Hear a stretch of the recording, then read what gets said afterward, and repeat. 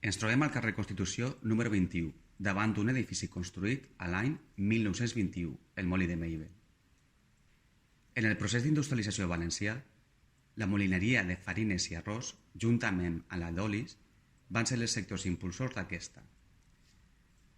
L'arròs tenia una llarga i tradicional presència en l'Albufera i des d'allí es va estendre durant tot el segle XIX als pobles confrontants.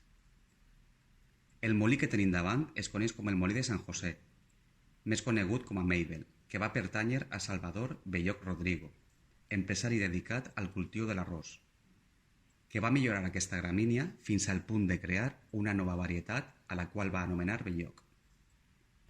Salvador Belloc va començar la seva vida comercial construint el molí de la Torre en 1910 per a més tard ampliar el negoci amb la construcció en l'any 21 del Molí de Sant José, donant lloc a l'empresa Arrocerías Belloc, Societat Anònima, en 1932.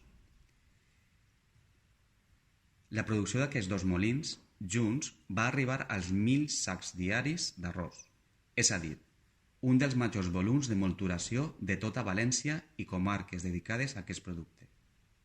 La producció estava orientada al mercat interior nacional i a l'exportació cap a països com Cuba. Durant la Guerra Civil, els magatzems del Molí de Sant José van ser utilitzats per albergar armament de guerra.